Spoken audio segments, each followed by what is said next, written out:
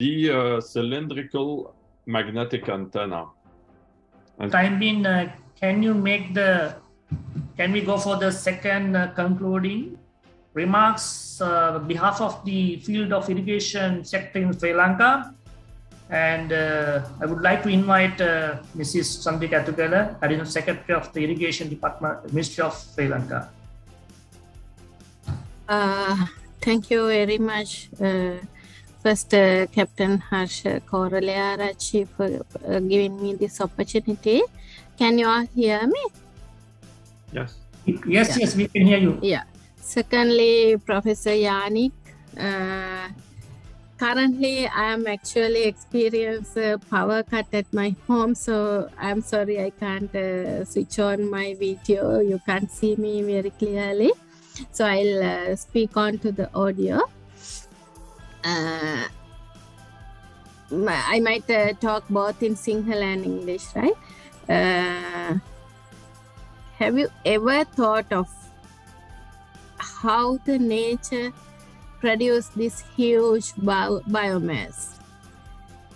Do you know whether this nature uses these chemical fertilizers, pesticides, and other chemical inputs? ඔබ කවරදාකවත් කල්පනා කරලා තියෙනවද මේ ස්වභාව ධර්මයේ මේ තරම් විශාල ජෛව ස්කන්ධයක් ලබා දෙන්නේ කොහොමද? ඒගොල්ලෝ කොයි වෙලාවක හරි මේ රසායනික ද්‍රව්‍ය පාවිච්චි කරනවද? මේ වනාන්තරයක තියෙන විශාල ජෛව ස්කන්ධය අපිට ගණනය කළ නොහැකි තරම්. වගා බීමක් ගන්න. වගා බීමක අපේ වගාවත් එක්ක වල් පැලෑටි විශාල ප්‍රමාණයක් වැවිගෙන යනවා. අපි විශාල ආයාසයක් දරන්න ඕන මේ වල් පැල ඉවත් කරන්න. රසායන ද්‍රව්‍ය යොදලා අපි මේ වල් පැල බිමින් ඉවත් කරනවා. මේක හරි දෙයක්ද? මේ අපි ඉවත් කරන්නේ ශක්තියක් නෙමෙයිද? මේ ගැන ඔබ කොයි වෙලාවක හරි කල්පනා කළාද? චුට්ටක් හිතන්න බලන්න. දෙවනුව මං අනිත් පැත්තට යමු වෙනවා. කැප්ටන්.හර්ෂ කියපු විදිහට මහර කඩවත කිරිමැටියාගාර කුඹුරේ මේ විදිහ අපි ට්‍රයල් එකක් කරන්න බැලුවා. නමුත් අපි ගොයම වැඩෙන විදිහ කොළ පාට හරිත වර්ණය අපි ඔබ්සර්ව් කරාට විද්‍යාත්මක වශයෙන් අපිට මේ අස්සන සමීක්ෂණයක් කරන්න නොහැකි වුණා ඒ වෙලාවේ කොවිඩ් වසංගතයේ හේතුවෙන් අපේ රට වහලා දාපු නිසා. ඉතින් නමුත් අපිට ඉදිරියේදී අපි ඒ ගැන රිසර්ච් එකක් කරන්න බලාපොරොත්තු වෙනවා වඩා විද්‍යානුකූලව.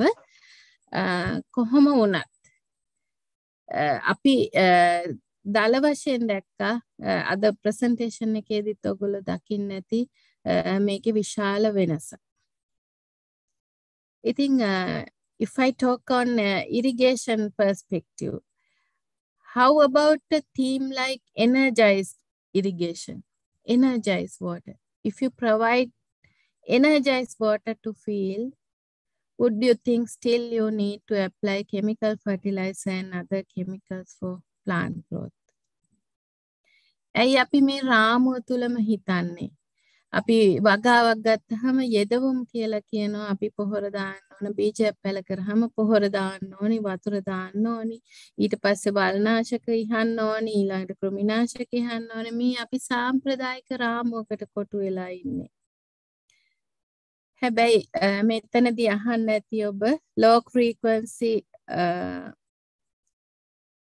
natural radio waves ගැන. එතකොට ස්වභාව ධර්ම හැම තිස්සෙම මේ ශාක හදනවා, හිතවනවා, පළදරනවා. මේ ශාක ස්වභාව ධර්මයේ ඉන්න සතුන් වගේම අපි පරිහරණය කරනවා. විශාල ජෛව ස්කන්ධ නිපදවනවා. අපි දැව කියලා පාවිච්චි කරන්නේ වගේ ජෛව ස්කන්ධ. එතකොට ඕගොල්ලෝ කවුරු හරි උත්තර දෙයි වගාවකින් නිතරම අපි මේ පෝෂණ ද්‍රව්‍ය ඉවත් කරනවා. ඒ හින්දා අපි පොහොර දාන්න ඕනේ කියලා. ඉතින් මේ සංසිද්ධියම නෙමෙයි ස්වභාව ධර්මයත් එක්ක සිද්ධ වෙන්නේ. ස්වභාව ධර්මයත් එක්ක අපි ගියොත් මේ වෙලාවේ අපි නැවත සිතුවත් මොන වගේ දෙයක් වෙයිද?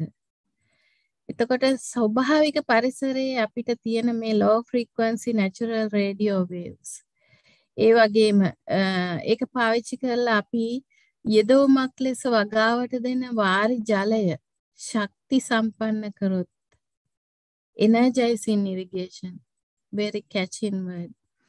I catch the word very nicely. It is going to be a new theme in the irrigation, I think. I am trying to do my best. Right. ඒ අපි කතාව චුට්ටකට තියලා අපි බලමු මේ අපි දැන් බෞද්ධයෝ විදිහට මෙතන ඉන්න ගොඩක් අය බෞද්ධයෝ පටිච්ච සමුප්පාදය කියලා දෙයක් අහලා ඇති. යම් යම් දේවල් නිවැරදිව තියනවා නම් අපිට ඒ දැන් වලට ළඟා වෙන්න පුළුවන්. ඒකේ සරල තීරම ඒකයි.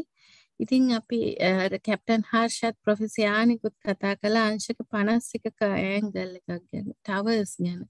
අපේ ස්තූප තියෙනවා අංශක 51කින් ඇන්ගල් එකත් එක්ක හදපු.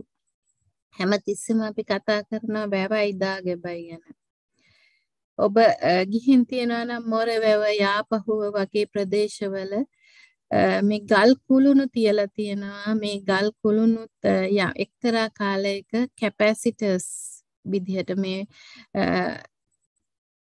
අඩු ලෝ ෆ්‍රීකවන්සි විද්‍යුත් ධාරාවන් ගබඩා කරන්නට භාවිතා කරා කියලා ඉතිහාසයේ කියවෙනවා. මෙතනදි පුංචි කතාවක් කියන්න තියෙන දැනුම සහ ප්‍රඥාව ගැන. Knowledge and the wisdom. We have to use both knowledge and the wisdom. Wisdom also a kind of knowledge, but it is strengthened by the mental abilities. Knowledge we gain from books and all, but wisdom we have to empower it with our mental stability and the mental strengthness. So we have to inculcate the wisdom using explicit knowledge, traditional knowledge, and communicate with the nature. Then only knowledge can be turned into wisdom. අපි මෙච්චර මේ දේවල් තියෙද්දී ඇයි අපි මේ පිළිතුරට ළඟා නොවෙන්නේ? ඒ ප්‍රශ්නය මම ඔබ හමුවේ තියෙනවා. අපි ළඟ යම් යම් දේවල් තියෙනවා නම් මේ දේවල් යම් කිසි විදිහකට අත්දැකලා තියෙනවා නම් වසර මිලියන ගාණක් තිස්සේ වසර දසදහස් ගාණක් තිස්සේ මුතුන් මිත්තෝ අපිට මේ පාඩම කියලා දීලා තියෙනවා නම් අපි මේක පාවිච්චි කරන්න මැලි වෙන්නේ විශේෂයෙන්ම අපේ රට මේ වෙලාවේ විශාල අර්බුදයකට මුහුණ පාලා තියෙන වෙලාවක්. අපි මේක පාවිච්චි කරලා බලමු. මේ ප්‍රඥාව අපි පාවිච්චි කරලා බලමු. ප්‍රඥාව කීප ආකාරයකින් ලබා ගන්න පුළුවන්. සුත්තමය ප්‍රඥාව කියන සුත්තමය ප්‍රඥාව කියන්නේ සීලය සමාධිය තුලින් සිත් එක්තෙන් කරලා වඩාගත් දැනුම අපි දැනුමක් විදියට ඉගෙන ගන්නවා නම් අපිට සුත්තමය ප්‍රඥාවට ළඟා වෙන්න පුළුවන්. එහෙම නැත්නම් අපි තනියම අධ්‍යයනය කරලා ළඟා වෙන්න පුළුවන්. භාවනාවන් මගින් ළඟා වෙන්න පුළුවන්. මීට වඩා පහසුයි අපිට දැනටමත් මේ දැනුම තියෙන නිසා මේ දැනුම ළඟා කරගන්න ප්‍රඥාවන්ත වෙන්න. ඉතින් මේ දැනුමත් එක්ක ප්‍රඥාවන්ත වෙලා අපි මේ දේ කරලා බලමු කියලා මං සියලු දෙනාට ආරාධනා කරනවා. නැවතත් අපි වාරි මාර්ගයේ තියෙන අපි වාරි මාර්ග වලින් නිකන් ලබා දෙන ජලය පොහොර සමග ජලය කියලා යන්න පුළුවන් නම් අපේ කෙතට මේ වෙලාවේ ලොකු අස්වැසිල්ලක් වේවි. මේ ගැන හිතමු, මේ ගැන ක්‍රියා කරමු. මම හිතන්නේ මනස කියන එක හැම දෙයකම මුලයි. මේ හැම දෙයකම ශක්තිය මනසයි. මනෝ පුබ්බංගමා ධම්මා මනෝ සෙට්ටා මනෝමය. මනසින් අපි ශක්තිමත් නම් කළ නොහැක්කක් නොමැත. එතනින් මම අවසන් කරන්න මේක මේ අධ්‍යයනය කරන්නට ඉදිරිපත් වුණ සියලු දෙනාටම ස්තුතිවන්ත වෙනවා. සහභාගී වුණ සියලු දෙනාටම ස්තුතිවන්ත වෙනවා. අපි energize irrigated water ගැන නැවත කතා කරන්නට එකතු වෙමු කියලා ආරාධනය කරනවා. Thank you very much Professor Yani and all others. Thank you.